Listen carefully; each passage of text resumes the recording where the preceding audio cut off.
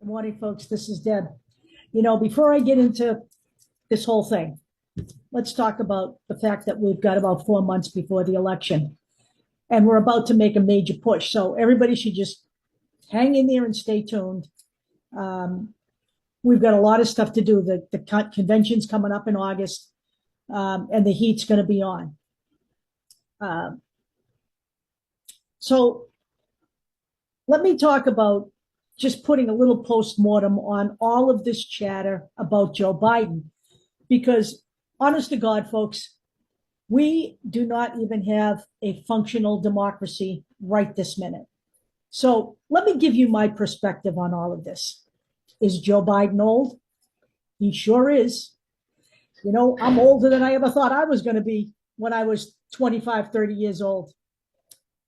And we knew Joe Biden was old. This is not a new fucking revelation for the American public, nor is it a revelation for the media, nor is it a revelation for Hollywood, nor is it a revelation for the elitist Democratic Party, whatever they are calling for Joe Biden to step aside. If we all had a problem with Joe Biden's age, we could have dealt with that way before this. So what we have now going on is yet another excuse to be distracted, because the media is not letting this go. And some can argue that the fact that the Democrats are discussing it is proof that democracy exists. And I agree with that to some degree. But timing is kind of everything in life. And this is not that time.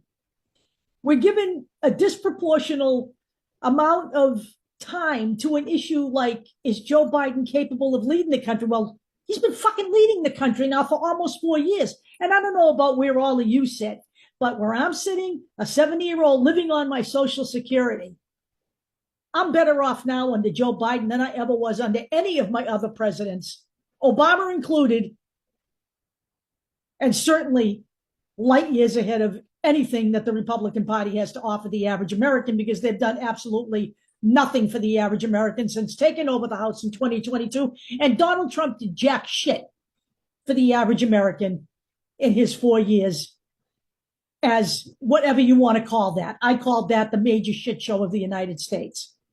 We don't have a functioning democracy when we have a question about whether Joe Biden's a viable candidate, but we have a third-party candidate named Robert F. Kennedy Jr., who is the scourge of America, a total fucking lunatic.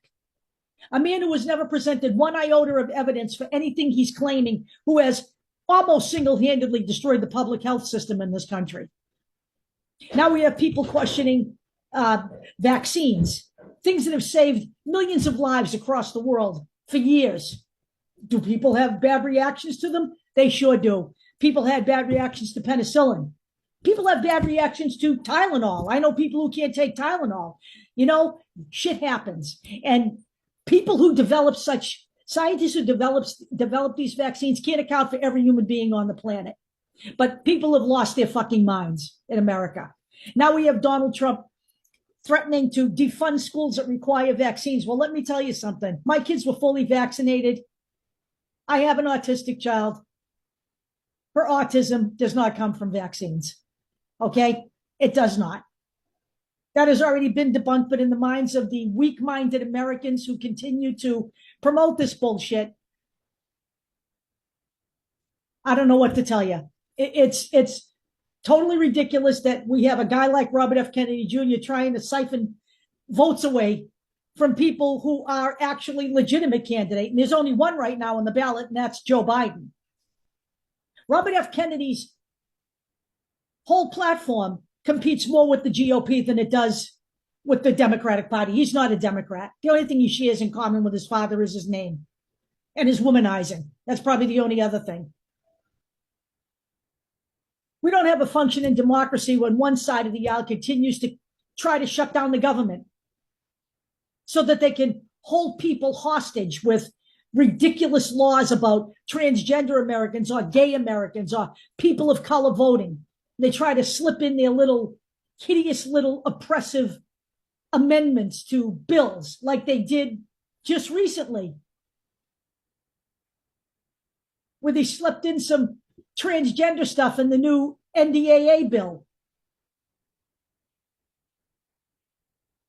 We don't have a functioning democracy.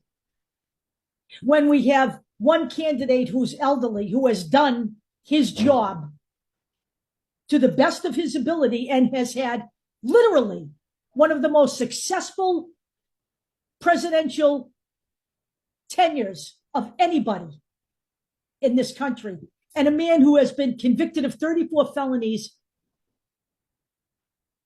faces 54 more, is an adjudicated rapist who wears diapers because he can't control his bowels, makes up sentences, talks about sharks and batteries like that's normal, and we're worried about what Joe Biden talks about. A man who can't form sentences, who makes up words, who loses his train of thought constantly. And every time he has a gaffe, he blames the people setting up his rallies. A man who has no respect for women, does not give a shit about your children, cares about only one thing, himself, and who is now trying to distance himself from Project 2025 when everything that comes out of his mouth validates his ties to Project 2025. And I lament the days when we had an incumbent president that could run on a record of success, a record of what he attempted that was thwarted by the other side. I yearn for those days, because now what we have are a bunch of Americans who have to evaluate a president based on one 90-minute performance, a dog and pony show, as opposed to what his accomplishments are. And I think that's pretty pathetic. And let me tell you something else. I read Stephen King. I love George Clooney. I'm ambivalent about Ashley Judd because I've never seen a movie she's in that I thought was worth watching, but she's nevertheless there, and some people have. But I personally don't give a shit what they think Joe Biden should do, because you know what? They're all millionaires and billionaires, and they've never felt the pains of the average American person. So their opinion and their discussions about what Joe Biden should do mean nothing to me. They should stick to acting. Okay? That's what they should do, because they're not the average American. They haven't got a clue what any of that feels like. There's only one thing on the ballot: whether or not this country is going to survive as a democracy and we're going to be able to move forward in a country where we have 335 million people who are very different from one another, do not believe in the same religion, where we can revel in our differences and everybody can have the same rights.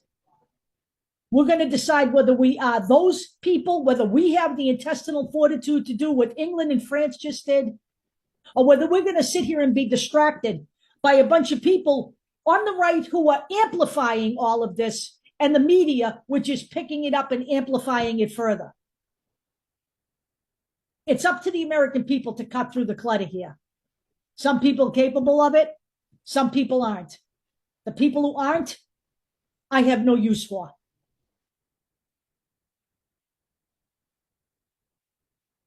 That's the only thing on the ballot that matters come November, is democracy in America. Remember what Joni Mitchell said? Don't it always seem to go that you don't know what you've got till it's gone? Personally, I have children and I fear for them.